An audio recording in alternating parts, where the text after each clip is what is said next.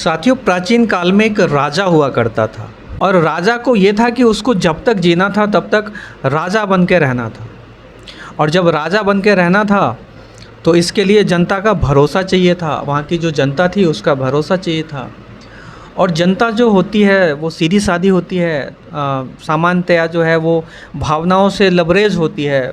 ज़रा सा किसी की तकलीफ़ या किसी का कुछ भी इमोशन ऐसा होता है जहाँ पर दिखता है कि कोई भी इंसान किसी की मदद कर रहा है या कोई तकलीफ़ में है, दुख में है, और कोई तीसरा आकर के उस दुख को समझता है, उस दुख को भगाता है, तो एक उसके लिए एक ख़ास जगह बन जाती है।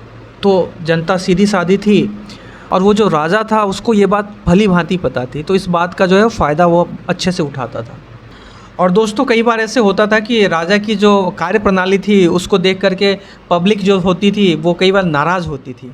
तो इस चीज़ को लेकर के राजा कई बार उसको लगता था कि यार अब बहुत हो गया, तो जनता के बीच अपनी थोड़ी इमेज बिल्डिंग की जाए।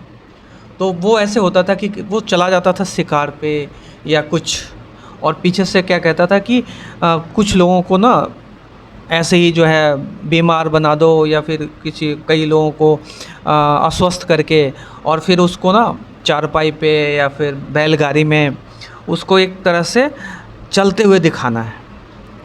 तो ऐसे ही सैनिक लोग करते थे कि वो बैलगाड़ी में या चारपाई पे वो आ रहे होते थे, उधर से राजा की जो वो है एकदम, वो राजा का पूरा दस्ता आ रहा होता था। फिर दस्ता जब भी उसके पास आ रहा होता था जहाँ पर उस बीमार लोगों को ले जाया जा रहा होता था, तो राजा क्या करता था कि अपने दस्ते को रोक देता था। उस राजा की जो पूरी शिकार करने वाली टीम होती थी उसको रोक देता था, और इस जो बीमार लोगों का जो दस्ता होता था उसको आगे कर देता था। और ये सब कुछ पब्लिक देख रही होती थी। तो पब्लिक को लगता था यार राजा होकर के आम पब्लिक है, बीमार है, उसको जाने दे रहा है। इससे यार सही में ये जो राजा है ना यार, अपना ही बंदा है, अपने ही बीच से निकला हुआ है, हमारे दर्द को समझता है। तो ये हो जाता था, मतलब पब्लिक के बीच जो है राजा की इमेज ठीक हो जाती थी। और ये कई साल तक चलता रहा, 2 3 4 साल, 5 साल, 7 साल ऐसे चलता रहा। तो यार बाद में फिर क्या हुआ, धीरे धीरे पब्लिक को ये बात पता चलने लगी। तो फिर राजा ने कहा यार ऐसे तो नहीं होगा, वो हर बार जो है हम बीमार लोगों को ऐसे कर देते हैं आगे, तो अब तो नहीं होगा। फिर राजा ने कहा एक काम करते हैं, अब स्ट्रैटेजी थोड़ी सी चेंज करते हैं। अब स्ट्रैटेजी क्या चेंज करते हैं कि अब क्या करेंगे कि अब कुछ और सोचा जाए।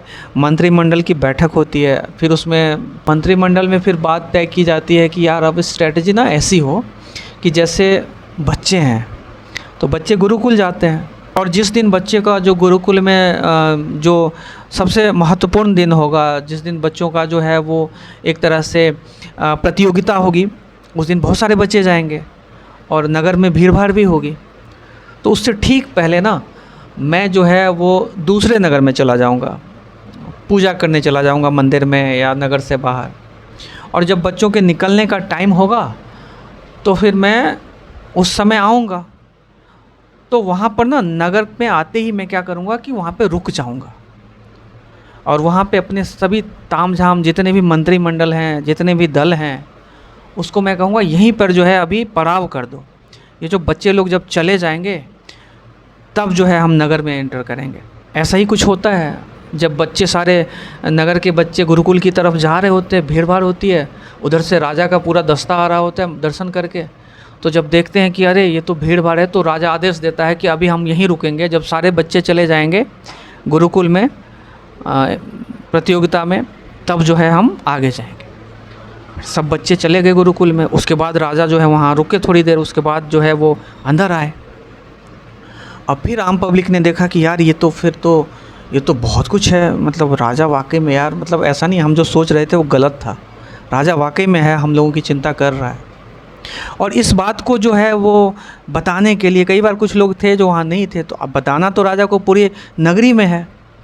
तो पहले क्या होता था कि पुराने ज़माने में अगर नगर में सभी लोगों को बताना होता था तो क्या करता था कि एक ढोल वाला होता था, ढोल पीटते हुए हर गांव गली गली जाता था, वो बोलता था राजा का जो मैसेज होता था। तो वो ढोल लगा कि भाई और देखो आज राजा से वहाँ मंदिर से आ रहे थे, और चूँकि सारे बच्चों को गुरुकुल जाना था तो राजा ने अपने पूरे दस्ते को नगर के बाहर ही रोक दिया, जब तक कि गुरुकुल के लोग जब तक कि सारे बच्चे गुरुकुल नहीं चले गए। और ये सारी बातें सुन कर के जो आम नागरिक, आम जो जनता थी, वो काफ़ी जो है वो प्रसन्न हो गई और फिर से राजा की वही इमेज हो गई। फिर जब वो ढोल वाला सब जो अंदर आया राजमहल में, तो राजा ने सबको जो है 5-5, 10-10 स्वर्ण मुद्राएं दी और बोला कि जब कभी जो है इस तरह की कोई स्ट्रैटेजी हो तो तुम लोग तैयार रहना और मैं तुम्हें आदेश दूंगा और तुम तमाम जो मैसेज है ना, जितनी भी तुम्हारे को बात बताई जाएगी राजमहल की सारी बात, वो आम जनता तक उसी तरह से पहुंचाना है। फिर ढोल बजाने वालों ने कहा ठीक है जी हुजूर, आपकी बात जो है सर आँखों पर, ज़रूर इस बात पे अमल की जाएगी। आप निश्चिंत होकर के जो है अपने हिसाब से रहो, जो मर्जी आना है वो करो, कोई पूछने वाला नहीं है। और जो कुछ पूछा जाएगा, कोई कुछ पूछेगा तो हम इतना ढोल बजाएंगे, इतना ढोल बजाएंगे, उसकी आवाज़ ख़त्म हो जाएगी।